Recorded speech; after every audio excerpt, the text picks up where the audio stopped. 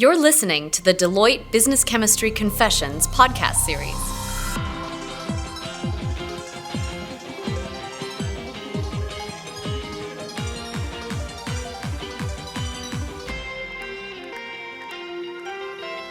Welcome to this week's episode of Deloitte Business Chemistry Confessions.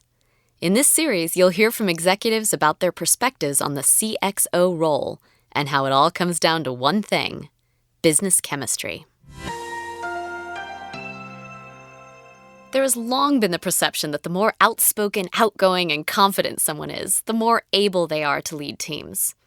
This is often seen in corporate leadership, with many executives presenting themselves as strong extroverts and taking charge.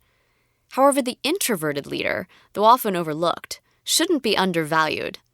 Today's episode looks at what it means to be an introvert looking towards leadership. Steve Schloss, CHRO and Chief People Officer of the USGA, spoke with us about his experiences with leaders with introverted tendencies. Listen to his take on the value of quiet introspection in today's fast-paced, noisy world. The concept of being an extrovert and its predictive nature of one of many elements in being a senior leader. If you were to talk to members of leadership teams that I've worked on over the years, I think this is there's authenticity and then there's opportunity. And what I mean by that is, authentically, a number of these individuals are really not extroverts, but they push themselves very hard to come across a certain way as part of their overall strategy to become a more seasoned or a senior leader in an organization. So essentially, they've been presenting themselves one way when in truth they are the other. And they would never admit to it unless you had them over a meal and talking about it face to face. So I think part of it is, how authentic are leaders truly extroverted? Now, of course, many leaders are extroverted and many leaders are all about putting themselves out there.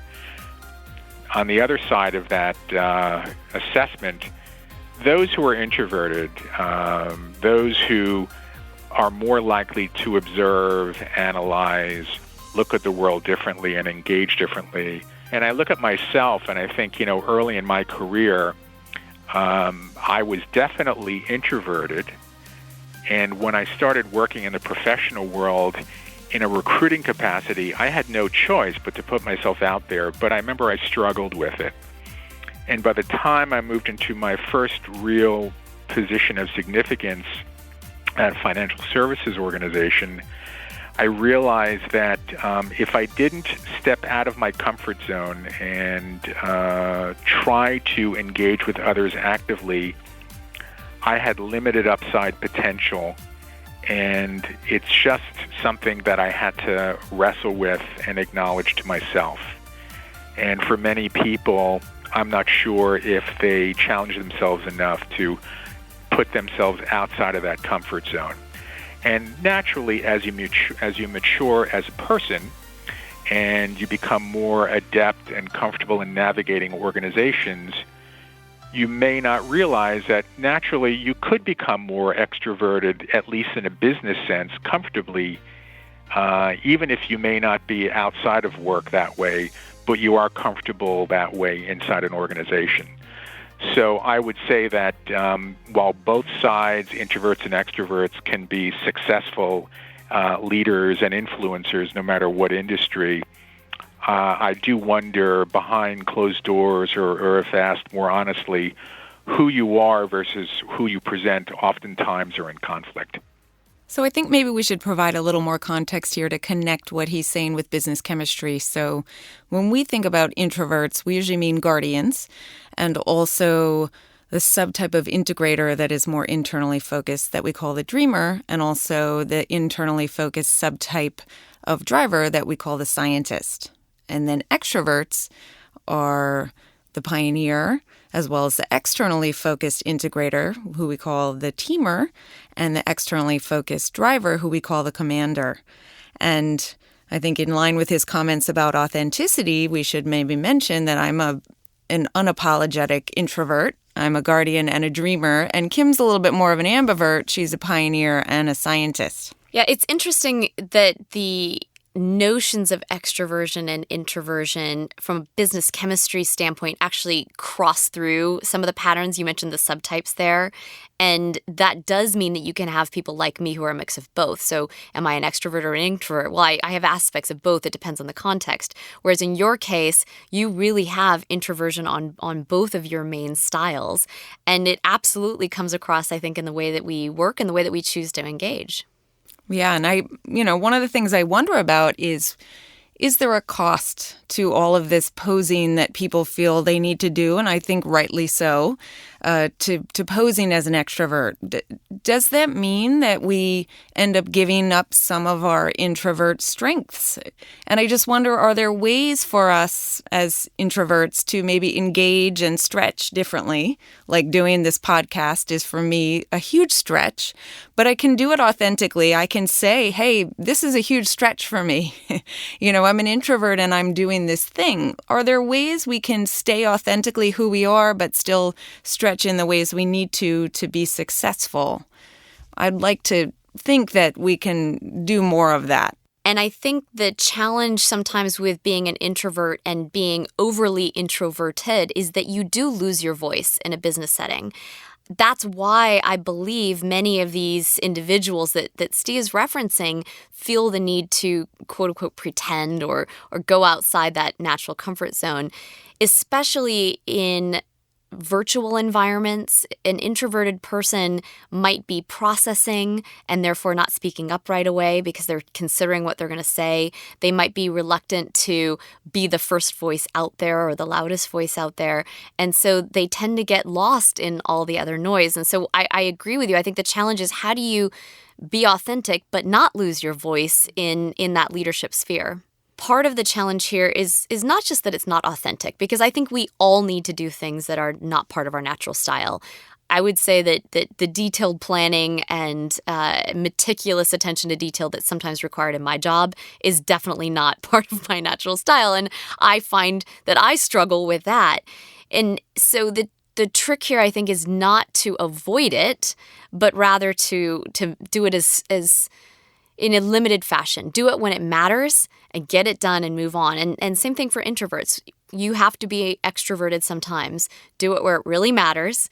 Do it well, get it done, and move on. It's finding ways to stretch maybe in one direction at a time, not in all directions at the same time. So as you say, I'm talking about a topic I'm very familiar with. To speak on a recording about something I don't know anything about would be maybe too much of a stretch for me. But this is stretching in one direction at a time, and that's something that I can a little bit more comfortably do. Though Steve sees the reasoning behind introverts flexing to a more extroverted business persona, he is also quick to point out how extroverts can really benefit from adopting more introverted behaviors as well. When I look at my colleagues on the leadership team today, and we have this true blend of introversion and extroversion, I love the fact that you have that kind of difference at the table. Typically, what I've experienced with those who are very extroverted is that there tends to be conflict at the table between extroverted introverts, because it's a function of whose point is likely to win out, who gets more share of voice in the room, even if what the extrovert is saying is probably incorrect. This individual more likely will win the day in that given conversation because the introvert chose to listen, process, observe, and maybe come back at the later point or miss an opportunity. And oftentimes I've said to my colleagues who are extroverts, you know what, why don't you take a moment and let's let so-and-so who's sitting at the table weigh in on this issue. I know you're excited and convinced about this, but there might be more here. Let's listen and discuss. And part of it is teaching extroverts who feel very passionate about something and feel very strongly enough to continue to put their voice to the table that they can actually be even more successful by fundamentally, again, listen first and speak second. Steve's coaching points are really interesting here. The good news is that introversion and extroversion, there's all sorts of mechanisms that we can put in place to help that dynamic not be a negative one. So the bad effects of people dominating the conversation or creating group cascades or not having an opportunity to have an individual share their perspective, all of that can be counteracted first by a simple awareness of the dynamic, similar to an understanding of the business chemistry patterns overall. I really like the scientific term we've used in the past, Suzanne, that the rabbits and turtles effect, that there are rabbit behaviors in extroverts, this go fast process after you speak or while you're speaking versus the turtle that is sitting there and considering. And when we've shared those, again, very scientific terms with executives, there's this instant, oh, yeah, well, you were really being a turtle on this call, and that's why I spoke over you. Well, if you weren't such a rabbit, maybe you could actually, figure out what you want to say first and then share it with me. So I do think just having an awareness helps a considerable amount. Yeah, I think so, too. It kills me that he says, the extrovert wins because the introvert chose to listen, process, or observe. Like, God forbid you would do those things. It's true, though.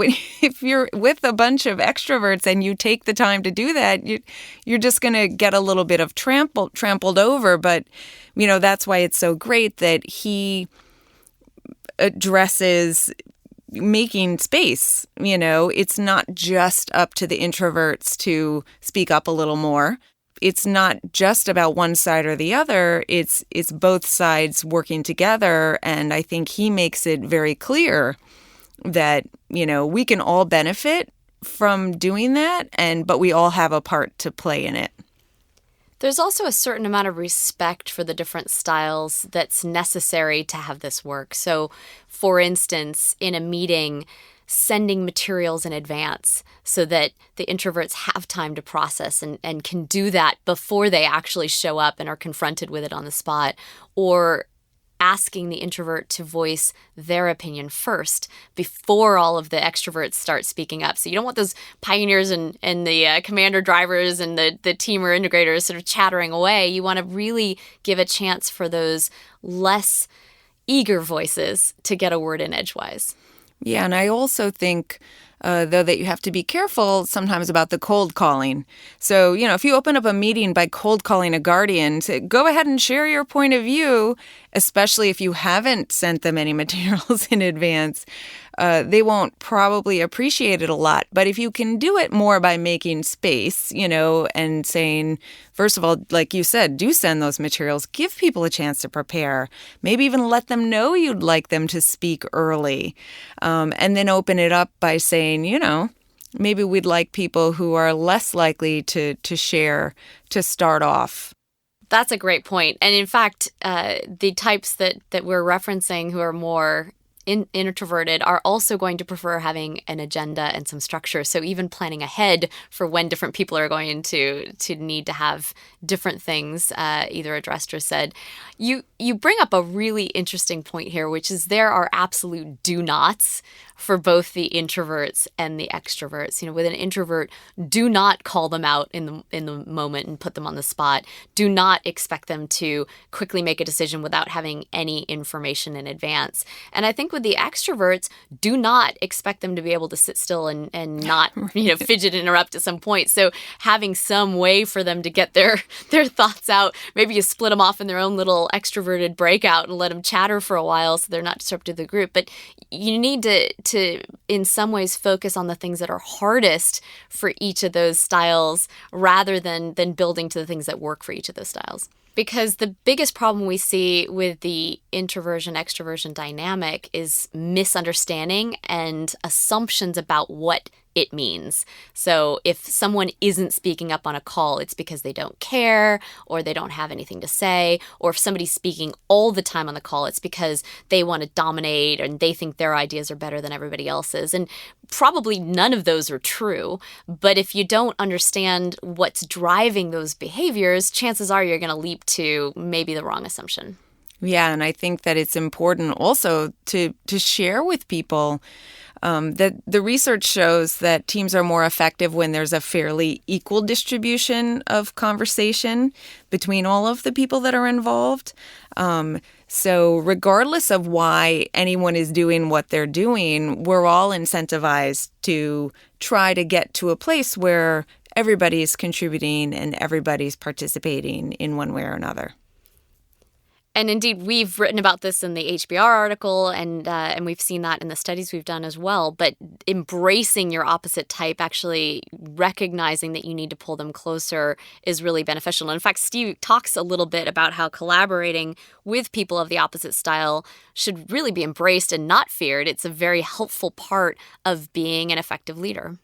I've worked with individuals who opposite was part of what they embrace. In some ways, it's a reflection of where we are in society today. To what degree do you have the patience and ability just to listen and to be able to appreciate and understand and engage in the right way by putting yourself into the shoes of someone else or meeting them where they are? You know, I've often said to people that if you want applause, you can speak all you want, but if you want results, you have to listen. And oftentimes, that simple capability, that simple skill of listening, especially when you're working with others who have very opposite viewpoints and differences, is in itself a simple solution, but in some ways it's the hardest thing to do. I love that he says if you want applause, you can speak all you want, but if you want results, you have to listen. It's a fantastic point, and I actually think a good way of making the case to extroverts for why this is so important, because the extroverts do love the applause. They like speaking, they like that applause, but they also want results. So this makes it a direct trade-off. It's not a choice of having that applause or not. You really have to decide what's most important to me. Do I want to be that person out in the spotlight, or do I want to get things done? And he's arguing that you cannot get things done without pulling in those opposites. Yeah, and I think it speaks generally to why we should all be flexing, not just in terms of listening, but you know, if I want to get anything done and I'm working with other people, I need to be able to flex to them. And I know that I often sort of feel like I have to carry the introvert banner, but, you know, to point out that we need to do it too. Introverts, you know, it's not that we're doing it right and I'm complaining that everybody else needs to flex more. We always need to flex in order to make sure that, you know, we're meeting other people's needs and we can all be successful together. This is another example of it being about the outcomes. It's not just altruistic. Oh, it's so nice to understand somebody and walk in their shoes and be empathetic. Yes, it is. But if you don't do that, you won't be able to get the results you want. And it's interesting watching executives when we talk about these things, because you can see the transformation they go through. They start out thinking, oh, that person just doesn't get it. They're being difficult. I don't understand why it has to be this way. They're so hard to work with. And then you see them hit that point where they kind of go, oh, that actually is a really nice compliment to what I have. And that's different than what I do. And geez, wouldn't it be nice if I could tap into that instead of doing it myself? And they kind of cross over into this realm where they recognize that it may not be easy, but it's incredibly valuable, and that makes it worth the effort. The confession is in. Flexing for Success is an example of how understanding business chemistry types can help people best utilize their strengths. Be sure to tune in for our next episode. And if you'd like to hear more stories and thoughts from today's leaders, you can also check out Deloitte's award-winning Resilient podcast. Find both on Deloitte.com, Stitcher, or Apple's podcast app. This podcast is provided by Deloitte and is intended to provide general information only. This podcast is not intended to constitute advice or services of any kind. For additional information about Deloitte, go to Deloitte.com/about.